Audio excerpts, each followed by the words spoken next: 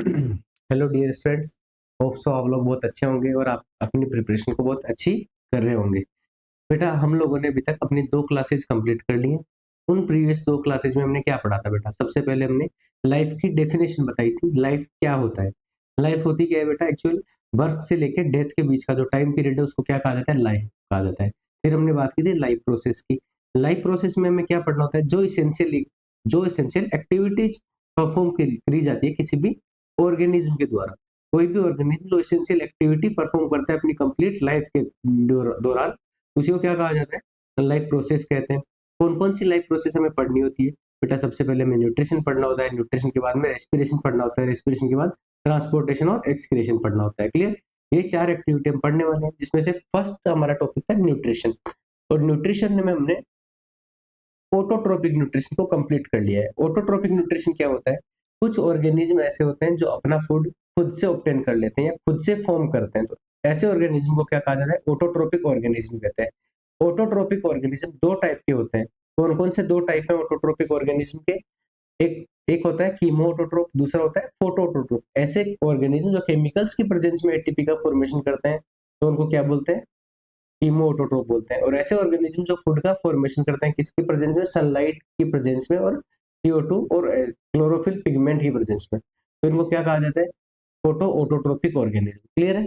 इसके बाद में बेटा हेटरोट्रोपिक ऑर्गेनिज्म हम स्टार्ट कर रहे हैं। ठीक है, तो अपना लेक्चर नंबर 3 है photo autotroph sorry heterotrophic organism. Heterotrophic organism या हेटरोट्रोपिक न्यूट्रिशन क्या होता है? कुछ organism can't prepare their own food but depend on either plant और एनिमल्स और बोथ। कुछ ऑर्गेनिज्म ऐसे होते हैं जो अपने फूड को ऑब्टेन करने के लिए किसी प्लांट्स पर, किसी एनिमल पर या फिर दोनों पर डिपेंड होते हैं। तो ऐसे ऑर्गेनिज्म को क्या बोलते हैं हम लोग, या ऐसे न्यूट्रिशन को क्या बोलते हैं? हेटरोट्रोपिक न्यूट्रिशन बोलते हैं। और ऐसे ऑर्गेनिज्म जो हेटरोट्रोपिक न्यूट्रिशन शो करते हैं इनको क्या कहा जाता है? हेटरोट्रोप्स कहा जाता है। क्लियर? अब बेटा फूड चेन की कंडीशन हम लोग देखते हैं। फूड चेन में देखो क्या होता है, एक ऑर्गेनिज्म दूसरे के लिए खाना बनने का काम करता है। ठीक है, जैसे सबसे पहले बेटा प्रोड्यूसर होते हैं। प्रोड्यूसर जो कि कौन से ऑर्गेनिज्म होते हैं? ऑटोट्रोपिक ऑर्गेनिज्म होते हैं। ये मैंने आपको लास्ट लेक्चर में बताया था। अब बेटा प्रोड्यूसर के बाद में बात की जाए तो सेकंड ऑर्गेनिज्म कौन सा? तो प्रोड्यूसर पर फीड करते हैं या प्रोड्यूसर को एज ए फूड यूज करते हैं, तो इनको क्या कहा जाता है? कंज्यूमर कहा जाता है। बेटा कंज्यूमर के अलग अलग टाइप होते हैं। कौन कौन से टाइप हो गए? जैसे प्राइमरी कंज्यूमर। बेटा प्राइमरी कंज्यूमर क्या होता है? ऐसे ऑर्गेनिज्म जो डायरेक्ट फीड करते हैं ऑटोट्रोपिक ऑर्गेनिज्म पर, मींस प्लांट्स पर। कुछ ऑर्गेनिज्म ऐसे होते हैं जो सेकेंडरी कंज्यूमर कहलाते हैं। सेकेंडरी कंज्यूमर कौन से होते हैं? जो फीड करते हैं प्राइमरी कंज्यूमर पर। और कुछ होते हैं बेटा जो टर्सरी कंज्यूमर। टर्सरी कंज्यूमर कौन से होते हैं? जो या तो प्राइमरी कंज्यूमर से या फिर सेकेंडरी कंज्यूमर से अपना न्यूट्रिशन ऑब्टेन करते हैं। क्लियर? अब बेटा आगे की बात करते हैं हम लोग। तो फूड चेन के अंदर होता क्या है? जो हेटरोट्रोपिक ऑर्गेनिज्म है उनको कहाँ प्लेस किया गया है? उनको बेटा एज ए कंज्यूमर प्लेस किया गया है। कहां पर? फूड चेन के अंदर। और और जो कंज्यूमर होते हैं ये क्या करते हैं बेटा? डिपेंड करते हैं फूड के लिए किस पर? ऑटोट्रोप पर। अब बेटा जो हेटरोट्रोपिक न्यूट्रिशन है इसको बेटा 2 पार्ट में क्लासिफाई किया गया है। किसके बेसिस पर? डाइजेशन ऑफ फूड के बेसिस पर। कौन कौन से 2 टाइप है? एब्जॉर्प्टिव न्यूट्रिशन और होलोजोइक न्यूट्रिशन। अब बात करते हैं एब्जॉर्प्टिव न्यूट्रिशन क्या होता है।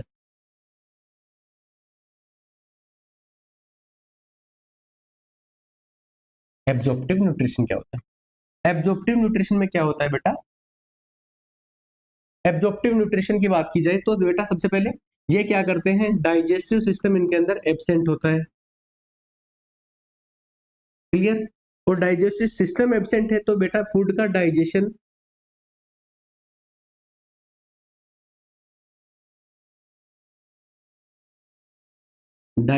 ऑफ फूड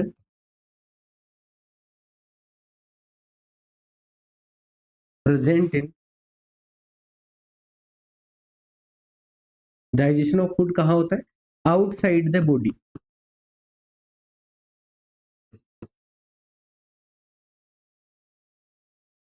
बेटा ये फूड का डाइजेशन कहाँ करते हैं? ऑर्गेनिज्म अपनी बॉडी से बाहर करते हैं।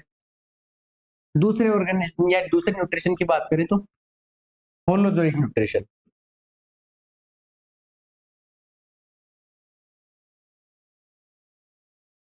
होलोजोइक न्यूट्रिशन क्या होता है?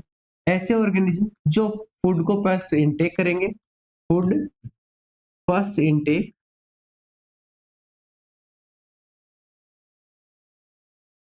Intake first then digestion.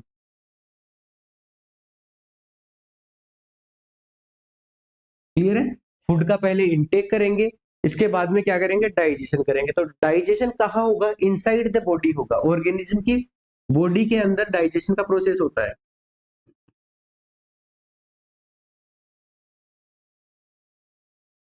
Inside the body food का अगर डाइजेशन हो रहा है तो ऐसे न्यूट्रिशन को क्या कहा जाएगा?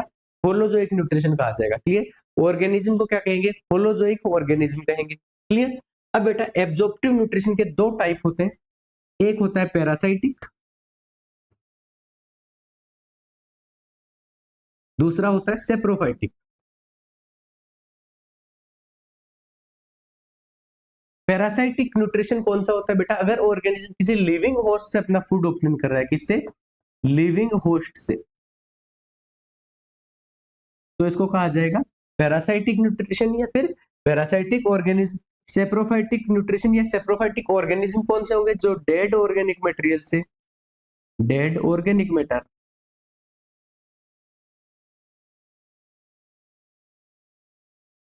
से अपना न्यूट्रिशन लेते हैं, तो इनको क्या कहा जाएगा? सेप्रोफाइटिक ऑर्गेनिज्म या फिर सेप्रोफाइटिक न्यूट्रिशन। क्लियर है ये बात? अब बेटा आगे की रीड करते हैं हम लोग। एब्जॉर्प्टिव न्यूट्रिशन की बात करते हैं। Digestion of complex food component take place outside the body.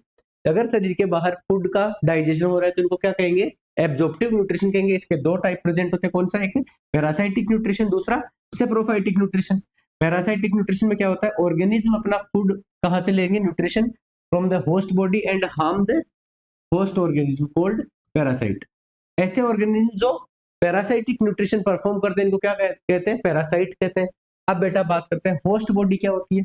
तो ऐसा कोई भी लिविंग ऑर्गेनिज्म, कोई भी लिविंग ऑर्गेनिज्म जो कि किसी जो कि न्यूट्रिशन देने का काम कर रहा है, जिसके ऊपर पैरासाइट रह रहे हैं, तो इसको क्या कहेंगे? होस्ट बॉडी कहेंगे। क्लियर? आगे की बात करते हैं एग्जाम्पल की। मॉस्किटो हो गए, लाइस हो गए, लीच हो गया और यस्कुटा हो गए।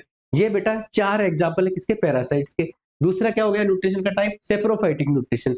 अगर ऑर्गेनिज्म अपना न्यूट्रिशन ले रहे हैं कहां से? Dead and decaying organic matter से। Dead and decaying organic material से अगर न्यूट्रिशन लिया जा रहा है तो ऐसे ऑर्गेनिज्म को क्या कहेंगे? सेप्रोफाइट्स कहा जाएगा। और न्यूट्रिशन का टाइप कौन सा हो जाएगा? Saprophytic nutrition. एग्जाम्पल की बात करें तो एक एग्जाम्पल होता है ब्रेड मोल्ड, जो कि एक तरीका का क्या है? फंजाई है। दूसरे फंजाई जैसे कि यीस्ट हो गया, मशरूम हो गया, ये सब अपना न्यूट्रिशन कहां से लेते हैं? डेड ऑर्गेनिक मटेरियल से लेते हैं। क्लियर? अब बेटा बात करेंगे हम लोग होलोजोइक न्यूट्रिशन की। होलोजोइक न्यूट्रिशन में कहा क्या होगा?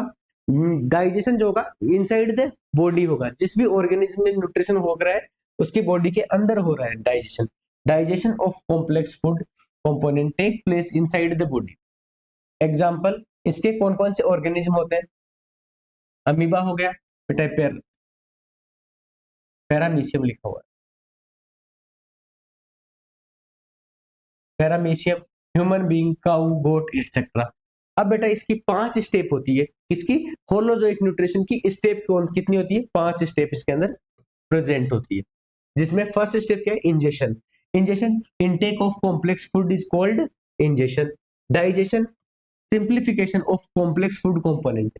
सिंप्लीफिकेशन कैसे होता है बेटा? जो हमने फूड लिया है या फूड इनटेक किया है, फूड को बेटा सिंपल मैटर्स में कन्वर्ट करना।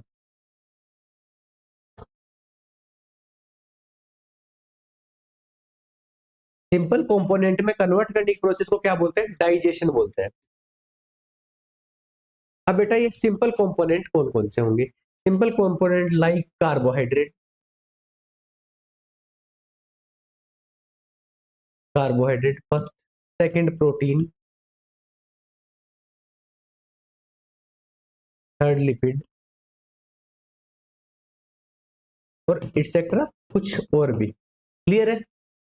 थर्ड प्रोसेस कौन सी होती है इसमें? एब्जॉर्प्शन। जो हमने सिंप्लीफाइड न्यूट्रिशन परफॉर्म किए हैं किसकी प्रोसेस से? डाइजेशन से। उनको या तो ब्लड के द्वारा या फिर बॉडी के द्वारा एब्जॉर्ब करना। ब्लड किसमें होगा बेटा, जो मल्टी सेलुलर ऑर्गेनिज्म है उनमें जिसमें ब्लड प्रेजेंट होता है उनमें ब्लड के द्वारा एब्जॉर्ब किया जाएगा। और बेटा जो बॉडी कौन, जो बेटा यूनिसेलुलर ऑर्गेनिज्म है जैसे कि अमीबा हो गया, पैरामीशियम हो गया, इनकी कंप्लीट बॉडी क्या करती है, फूड का एब्जॉर्प्शन करने का काम करती है। थर्ड प्रोसेस है कौन सी, एसिमिलेशन है। तो सिंप्लीफाइड न्यूट्रिएंट्स हमने एब्जॉर्ब किए, इनकी हेल्प से एनर्जी या फिर एटीपी का फॉर्मेशन करवा लेना, इस प्रोसेस को क्या बोलते हैं, एसिमिलेशन बोलते हैं। बिल्डिंग, बॉडी बिल्डिंग में एटीपी काम में आती है तो एटीपी का फॉर्मेशन कर लेना। प्रोटीन काम में आ रहा है तो बेटा प्रोटीन का यूज करके सेल्स का फॉर्मेशन करना। लास्ट प्रोसेस तो होती है इजेशन। इजेशन में क्या होता है बेटा, जो वेस्ट मटेरियल हमने फूड के साथ लिया है, वेस्ट मटेरियल मींस जो बेटा नॉन न्यूट्रिटिव मटेरियल्स होते हैं, इनको शरीर से बाहर निकालने की प्रोसेस को क्या बोलते हैं, इजेशन बोलते हैं। क्लियर। अब बेटा हम लोग दो ऑर्गेनिज्म का न्यूट्रिशन पढ़ेंगे, जिसमें से फर्स्ट अमीबा और सेकंड पैरामीशियम है। तो बेटा अमीबा की बात करते हैं। अमीबा कैसा ऑर्गेनिज्म है, यूनिसेलुलर ऑर्गेनिज्म है। इसके अंदर वो जितनी भी सेलुलर एक्टिविटीज होती है वो कहाँ, एक सिंगल सेल के अंदर परफॉर्म की जाती है। मोड ऑफ न्यूट्रिशन क्या होता है, मोनोजोइक मोड ऑफ न्यूट्रिशन होता है, मींस फूड का पहले इनटेक करेगा उसके बाद में डाइजेशन करेगा। क्लियर। अब बात करते हैं इसकी स्टेप की। फर्स्ट है इंजेशन। इंजेशन में क्या हो रहा है, इंजेशन में क्या हो रहा है, the process of intake of solid और कॉम्प्लेक्स फूड कंपोनेंट। कौन कौन से, सॉलिड फूड या फिर लिक्विड फूड भी हो सकता है बेटा। फूड मटेरियल का फूड फूड मटेरियल जो भी है इनका इनटेक करने की प्रोसेस को क्या बोलते हैं, इंजेशन बोलते हैं। क्लियर। ये बेटा इसकी दो प्रोसेस होती है, इंजेशन की प्रोसेस कितनी है, दो। इसको बेटा दूसरा एक नाम और दिया जाता है इंजेशन को, एंडोसाइटोसिस भी बोलेंगे। बेटा एंडोसाइटोसिस के दो टाइप है, अगर लिक्विड फूड मटेरियल है तो इसको क्या बोला जाता है, पिनोसाइटोसिस। और बेटा अगर सॉलिड फूड मटेरियल है तो इसको क्या बोला जाएगा, फेगोसाइटोसिस। क्लियर। एंडोसाइटोसिस की दो प्रोसेस होती है, जो कि एंडोसाइटोसिस किसके इक्विवेलेंट है, इंजेशन के इक्विवेलेंट है। एंड पिनोसाइटोसिस का बोलेंगे जब लिक्विड फूड मटेरियल का इंटेक हो रहा है, और फेगोसाइटोसिस का बोलेंगे जब बेटा सॉलिड फूड मटेरियल्स का इंटेक हो रहा है। क्लियर है ये बात। इसके बाद में बेटा देखो डायग्रामेटिक रिप्रेजेंटेशन देखो, ये अपनी अमीबा की बॉडी है। अमीबा की बॉडी में न्यूक्लियस कितने होते हैं, सिंगल न्यूक्लियस है, यूनिसेलुलर यूनिन्यूक्लिएटेड यूकेरियोटिक ऑर्गेनिज्म है। इसमें बेटा ये जो ग्रूव्स अपने को दिख रहे हैं, इनसे जो स्ट्रक्चर बनती है इनको क्या बोला जाता है, सूडोपोडिया बोलते हैं। ये किस चीज में हेल्प करते हैं, अमीबा की मूवमेंट में हेल्प करेंगे, फूड इंटेक में हेल्प करेंगे, और कई सारी लाइफ प्रोसेस में हेल्प करते हैं, जैसे कि एक्सक्रीशन में भी हेल्प कर रहे हैं। बेटा अमीबा क्या करती है, सबसे पहले अपनी बॉडी को मूव कराती है किसकी हेल्प से, सूडोपोडिया की हेल्प से। और जो ये सॉलिड फूड मटेरियल है इसको कवर करने का काम करती है, और अपनी बॉडी के अंदर ही वैक्यूल का फॉर्मेशन करती है। ये जो वैक्यूल का फॉर्मेशन हो गया, इसी से फिर नेक्स्ट स्टेप होगी क्या, डाइजेशन होगा। क्लियर है। तो intake of solid food process को क्या बोला जाएगा, फेगोसाइटोसिस बोला जाएगा। क्लियर। किसके अंडर पढ़ते हैं इसको, इंजेशन ऑफ फूड में पढ़ते हैं या फिर एंडोसाइटोसिस की प्रोसेस में पढ़ते हैं। क्लियर है। अब बात करते हैं सेकंड स्टेप, जो कि क्या है, डाइजेशन। जो हमने फूड का इंटेक किया है, सॉलिड फूड मटेरियल या लिक्विड फूड मटेरियल, जो कि वैक्यूल के फॉर्म में अमीबा की बॉडी के अंदर प्रेजेंट है, इसका डाइजेशन करना। डाइजेशन करने के बाद में क्या करना है, इसको सिंपल न्यूट्रिएंट्स में कन्वर्ट करना है। क्लियर है। The simplification of complex food digestive by digestive enzyme act on vacuole. ठीक है। जो फूड की वैक्यूल बन के अंदर आ चुकी है, इसके ऊपर कौन एक्ट करते हैं, डाइजेस्टिव एंजाइम एक्ट करते हैं। देखो फूड का इंटेक हो रहा है, इंजेशन हो गया, इंजेशन के बाद की सेकंड स्टेप क्या है, ये जो वैक्यूल का फॉर्मेशन हुआ इसके ऊपर डाइजेस्टिव एंजाइम एक्ट कर रहे हैं और इससे को सिंपल फूड मटेरियल में कन्वर्ट कर रहे हैं। क्लियर। थर्ड स्टेप की बात करते हैं, एब्जॉर्प्शन। जो सिंपल फूड मटेरियल्स, जो सिंपल न्यूट्रिएंट हमने बनाए, वो या तो अगर मल्टी सेलुलर ऑर्गेनिज्म में तो किसके, ब्लड के द्वारा, या फिर यूनिसेलुलर ऑर्गेनिज्म में तो सेल की बॉडी के द्वारा एब्जॉर्ब किया जाना। बॉडी में एब्जॉर्प्शन की प्रोसेस कहलाती है, absorbing simplified nutrition by the cytoplasm of cell called absorption. Clear. Next बात करते हैं हम लोग एसिमिलेशन।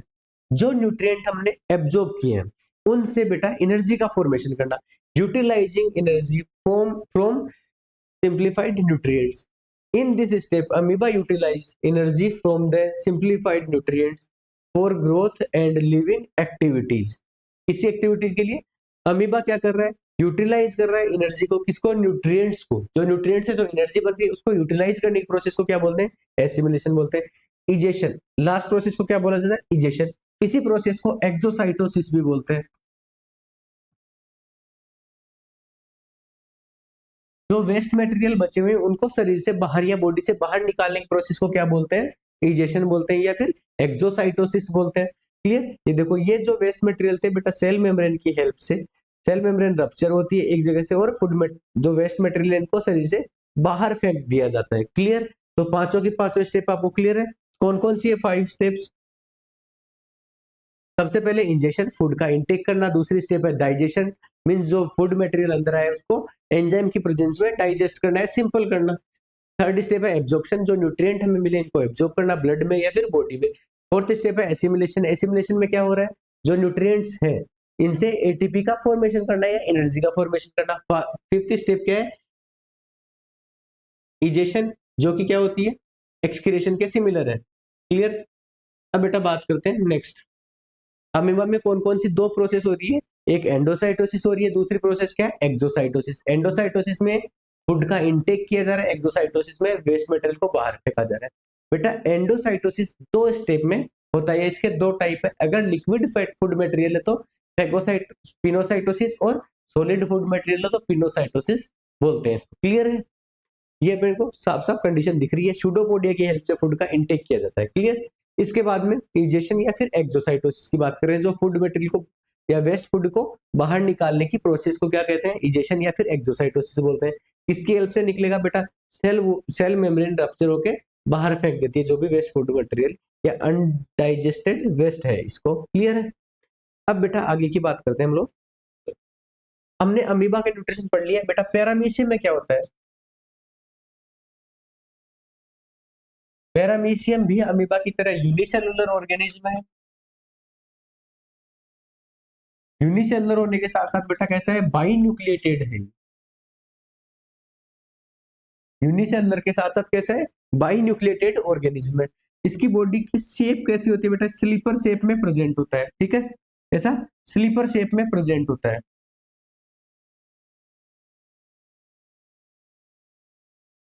बाई न्यूक्लिएटेड इसकी स्ट्रक्चर है। इसी की स्ट्रक्चर के चारों तरफ क्या प्रेजेंट होते हैं? कई सारे सीलिया प्रेजेंट होते हैं। हेयर लाइक प्रोजेक्शन प्रेजेंट है, जो कि बेटा फूड मटेरियल को मूवमेंट करवाते हुए इगलफ करवाते हैं, जो कि प्रोसेस है। यहाँ पर बेटा फूड के इनटेक के लिए एक स्पेशल स्ट्रक्चर प्रेजेंट होती है। ठीक है? तो बेटा अगर यहाँ पर कोई फूड मटेरियल प्रेजेंट है तो हमें ये सीलिया क्या करेंगे बेटा? इसको मूवमेंट करवाते हुए ऊपर की ओर पुश करेंगे, और ऊपर की ओर पुश करने के बाद में ये बॉडी के अंदर आ जाएगा। First step injection of food. बाद में इसके ऊपर बेटा डाइजेस्टिव एंजाइम एक्ट करेंगे, प्रोसेस का नाम डाइजेशन। सिंप्लीफाइड न्यूट्रिएंट में ये कन्वर्ट हो गया। थर्ड स्टेप एब्जॉर्प्शन, जो इससे सिंप्लीफाइड न्यूट्रिएंट्स आए उनको ब्लड के द्वारा या फिर इसकी यूनिसेलुलर ऑर्गेनिज्म है तो इसकी बॉडी के द्वारा एब्जॉर्ब किया जाएगा। नेक्स्ट स्टेप एसिमिलेशन, जो सिंप्लीफाइड न्यूट्रिएंट ब्लड द्वारा एब्जॉर्ब किए गए उनसे एनर्जी का फॉर्मेशन करवा लिया जाएगा। और लास्ट स्टेप, इसको बाहर वेस्ट मटेरियल को फेंक दिया जाएगा। क्लियर है? 5 की 5 स्टेप आपको। बेटा अब आगे की बात करते हैं। तो बेटा आज के लिए इतना ही पढ़ेंगे। अब आपके लिए काम की बात है, अपना ये जो एसीआई एप्लीकेशन है, अपना कैरियर इंस्टीट्यूट नाम से आपको एप्लीकेशन मिलेगा। आप इस क्यूआर कोड को स्कैन करके इसको डाउनलोड कर सकते हो। कहां से? प्ले स्टोर से। ऐप स्टोर के लिए बेटा अभी अवेलेबल है नहीं। यहाँ पर आपको पेड कोर्स में क्लास 10th के नाम से एक प्लेलिस्ट मिलने वाली है। इसमें जाके आप लोग कोर्स को ऑब्जर्व कर सकते हो। बेटा इसमें जो ये फ्री कोर्स आपको यूट्यूब पर दिया जा रहा है, इसके लिए जो हर एक क्लास के अकॉर्डिंग कुछ एमसीक्यू और बोर्ड के लिए रिलेटेड क्वेश्चन होते हैं, जिसमें पीवाईक्यू की कुछ बुकलेट भी इंक्लूडेड है। बहुत ही नॉमिनल प्राइस के ऊपर ये आपको दिया जा रहा है। ठीक है? साथ ही साथ ये जो फ्री पीडीएफ के लिए आप हमारे टेलीग्राम चैनल को ज्वाइन कर सकते हो इसी क्यूआर कोड को स्कैन करके। और बाकी अपने कुछ डाउट्स वगैरह हैं इनको बताने के लिए आप इंस्टाग्राम पर जुड़ सकते हो एसीआई से। ठीक है? इसी के साथ में आज का अपन लेक्चर खत्म करते हैं। थैंक यू बेटा, और जुड़े रहिए इसी के साथ। अपन लोग आगे भी स्टडी करते रहेंगे। और बेटा अपने टॉपिक्स को कमेंट में बताते जाइए कि आपको क्या पढ़ना है, कुछ एक्स्ट्रा अगर टॉपिक हो। बाकी कंटिन्यू अपने लेक्चर चल ही रहे हैं। थैंक यू बेटा।